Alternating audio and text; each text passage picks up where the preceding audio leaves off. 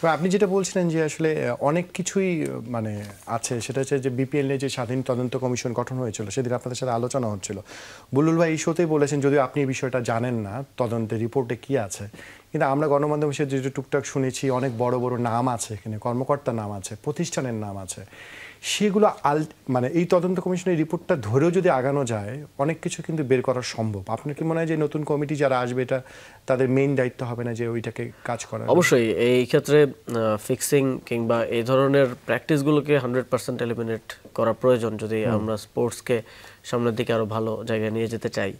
তো এই ক্ষেত্রে আমার নতুন কমিটি যারা আসবে তাদের প্রতি অনুরোধ, সাজেশন অবশ্যই থাকবে যে যেন এই তদন্ত রিপোর্টটাকে খুব স্ট্রিক্টলি আমলে নেওয়া হয় এবং যারাই এই ধরনের কার্যক্রমের সাথে জড়িত সবার শাস্তিটা নিশ্চিত করা হয় এবং দৃষ্টান্তমূলক শাস্তি নিশ্চিত করা হয়, যাতে করে পরবর্তীতে কেউ এই ধরনের কার্যক্রমের সাথে আর জড়িত না হয়। আমার একটা প্রশ্ন করতে ইচ্ছেই করছে, সেদিন আপনি আমাদের সঙ্গে একটা আলোচনায় বলছিলেন যে সাবেক মানে একজন যাকে আপনি উদযাপন করতেন, ভালোবাসতেন, এরকম ক্রিকেটের একটা কাজে আপনি খুব শকড হয়েছেন, লজ্জায় পড়েছিলেন। আমি আবার পরে আপনারই প্রশ্ন ধরেই বুলবুল ভাইকে জিজ্ঞেস করেছিলাম যে সে কি বিপিএল এর কোনো ক্রিকেটার নাকি, যে বিপিএল এর স্বাধীন বলছে। তখন বুলবুল ভাই আমাকে বললো যে উনি তো এটা জানেনই না, এই তদন্ত কমিশন রিপোর্ট উনি জানেন না, এটা অন্য কোনো বিষয় হয়ে থাকবে। না, সেটা রিপোর্ট তো রিসেন্টলি এসছে, সেটা আরো আগের একটা ঘটনা। প্রথম দিকেই আমি এরকম একজনের ব্যাপারে আমি জানতে পেরেছিলাম এবং সেটা মানে আপনার দায়িত্ব আসার পর আমরা সেটা মানে ভেরিফাই করেছি এবং সেখানে আমি ব্যক্তিগতভাবে অনেক ব্যথিত হয়েছি।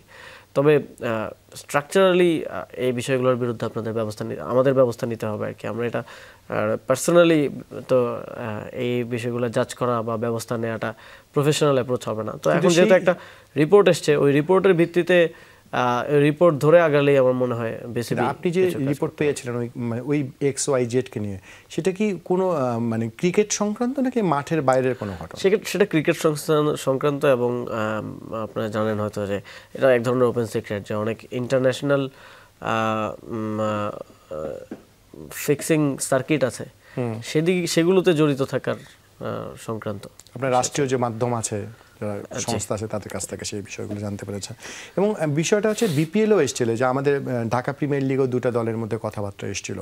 অনেক সময় দেখা যায় কি যে আপনি আবারও এই কনস্টিটিউশনে ফেরত যেতে হয়, আসলে ক্রিকেটারকেও অনেক সময় বলির পাঠা মারানো হয় আমরা, কিন্তু যে ক্লাব কর্মকর্তা কাজগুলো করেন ভোটিং রাইটসের জন্য ওই ক্লাবের বিরুদ্ধে ব্যবস্থা নেওয়া হয় না, সাহসকেই দেখাতে পারে না। তাতে হচ্ছে যে আসল কিন্তু সে করে যাওয়া হয় না কখনো। এটাই এই যে প্রথমে বললাম, এটাই আমাদের মানে বড় সমস্যা, যে যারাই বোর্ডে নির্বাচিত হয়ে আসতে চান, এই যে ফ্রেমওয়ার্কের কারণে তাদের একটা নির্ভরশীলতা তৈরি হয়েছে তাদের প্রতি, যারা এখানে এই ইল প্র্যাকটিসগুলো করে যাচ্ছেন দীর্ঘ সময় ধরে।